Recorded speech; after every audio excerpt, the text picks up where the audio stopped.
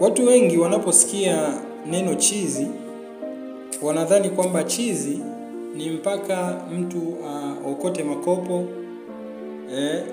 mtu atembee uchi au akimbie uchi barabarani. Lakini kumbe mtu unaweza ukawa ni chizi lakini unavaa suti vizuri, unaamka asubuhi, unaenda kwenye shughuli zako, watu wanakuona kila siku, lakini kumbe wewe kichwani mwako kuna uchizi bila wewe mwenyewe kufanyaje kujua.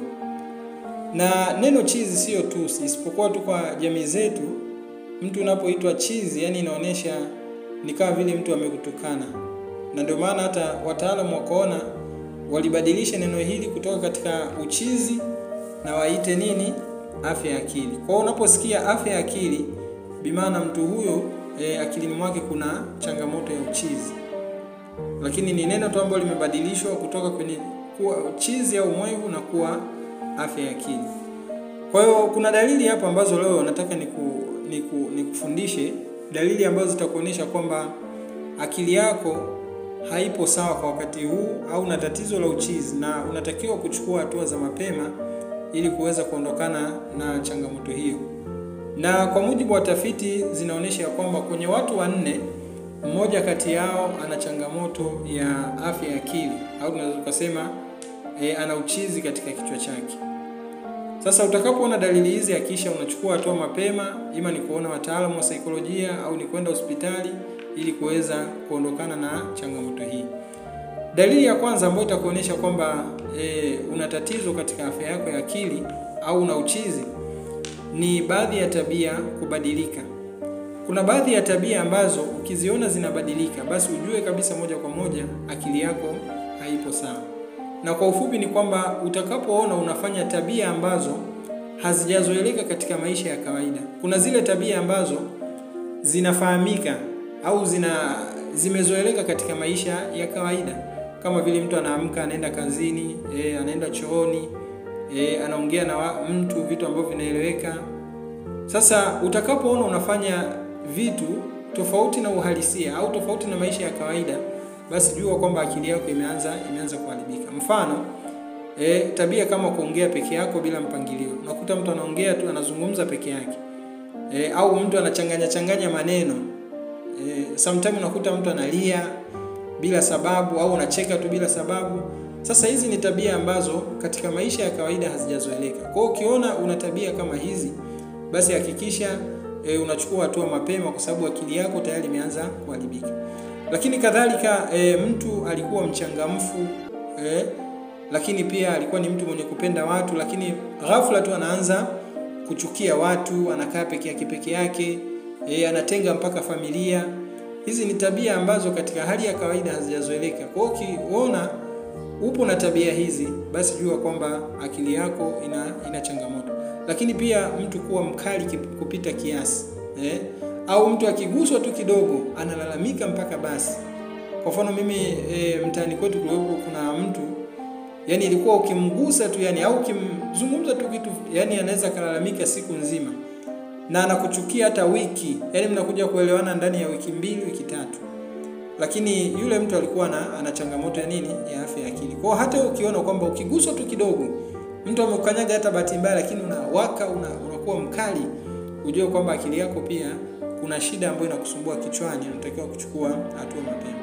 Lakini pia mtu kutembea tu ovyo, yani mtu anatembea anatoka hapa anaenda huko anarudi, anaenda huko anarudi, yani bila sababu za msingi.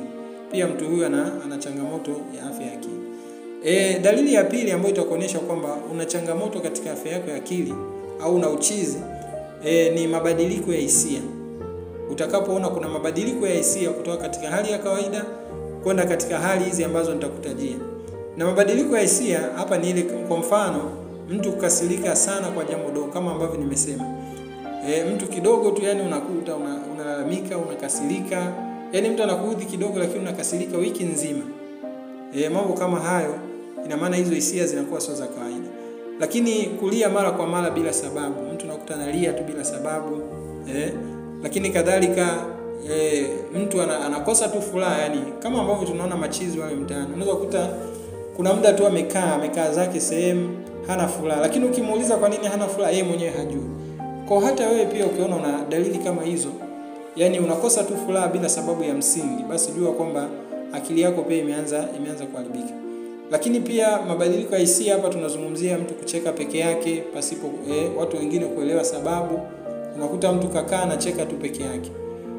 Au mtu saa moja anafurahi, saa moja ana huzuni. Dakika 2 amefurahi, dakika 5 zijazo ana huzuni. Kwa hiyo ukiona kuna mabadiliko haya ya hisia, basi tambua kwamba akili yako imeanza kuharibika na unatakiwa kuchukua hatua. Kadhalika, dalili ya 3 ni mabadiliko katika fikra na maamuzi.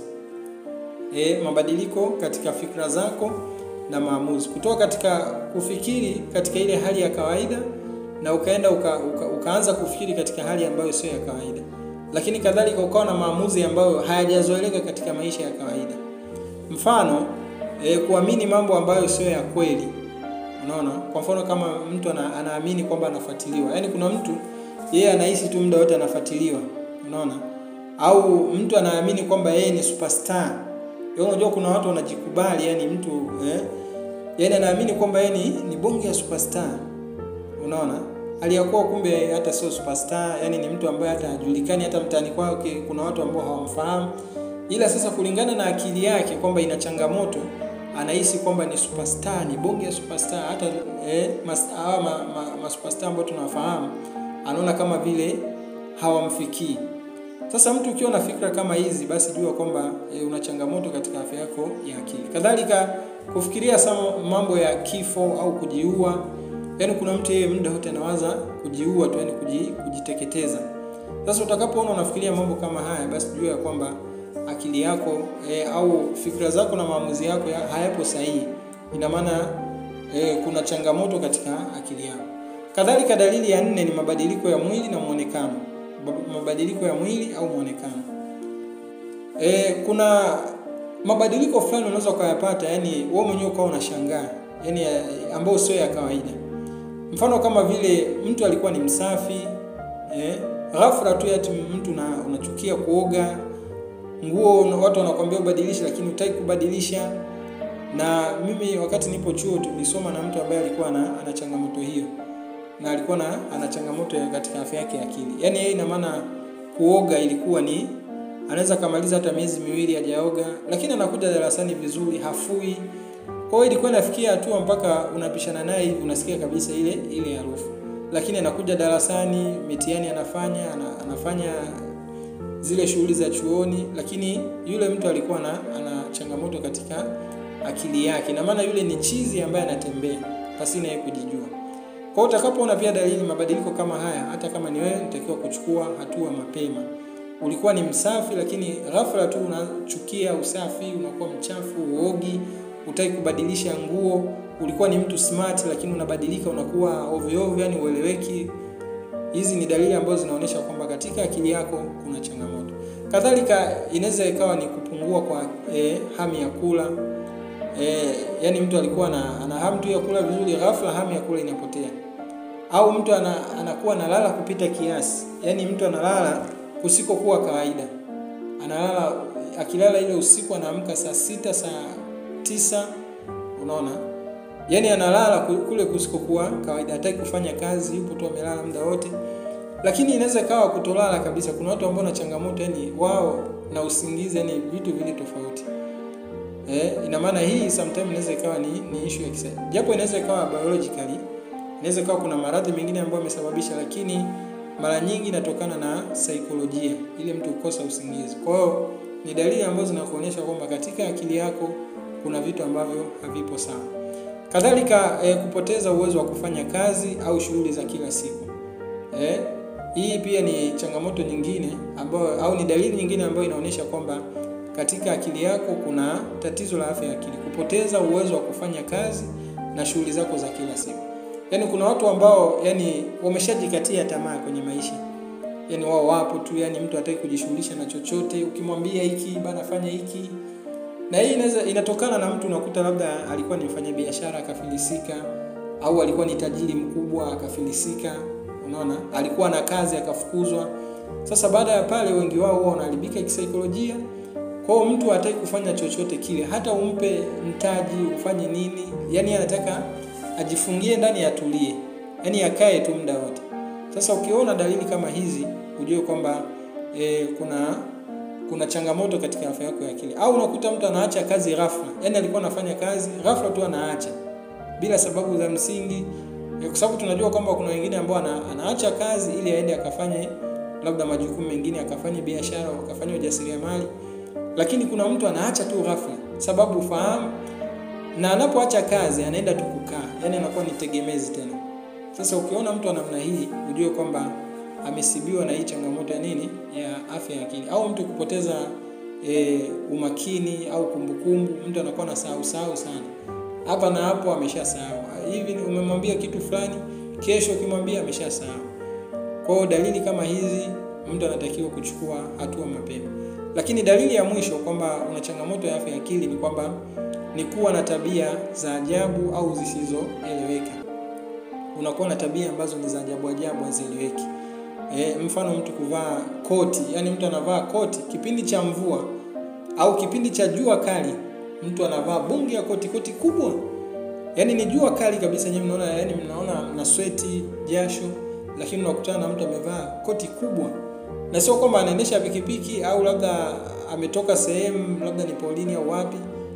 Lakini yani yeye katika maisha ya kawaida tu, yani na yupo noma, amevaa koti lake kubwa, anatembea tu bila shida yoyote. Sasa ukiona mtu anafanya mambo kama haya au ana tabia kama hizi ambazo hazijazoeleka katika uhalisia, basi jua kwamba hata kama ni ndugu yako, basi amesibiwa na changamoto ya afya ya akili na anatakiwa kuchukua hatua mapema. Sasa kuhusiana na matibabu ya afya ya akili, mara nyingi ni issue ambayo inahitaji ushauri. Sio kwamba moja kwa moja tu nitakuelekezwa kwamba tumia dawa fulani, hapana. Isipokuwa kuna wataalamu ambao wanahusika na mambo hayo. Ni wewe kuamua kutafuta sehemu ambayo ni sahihi, lakini kadhalika kuna hospitali kama Milembe, unaweza kumpeleka ndugu yako au kama ni wewe mwenyewe, ili kuweza kupata ushauri zaidi, lakini kadhalika na matibabu zaidi. Na nimezungumzia swala hili kwa sababu mtu unapokuwa na changamoto ya afya ya akili, hata kwenye upande wa nguvu za kiume ni lazima utapata wakati mgumu. Kwa sababu mimi ni mshauri wa afya ya tendo la ndoa, mahusiano, nikaona nigusie jambo hili, nikugusie dalili hizi ili utakapoziona uweze kuchukua hatua mapema. Kwa sababu haya ni mambo ambayo, au afya ya akili, mtu anapokuwa hayupo sawa katika afya yake ya akili, hupelekea pia apate shida katika upande wa tendo la ndoa.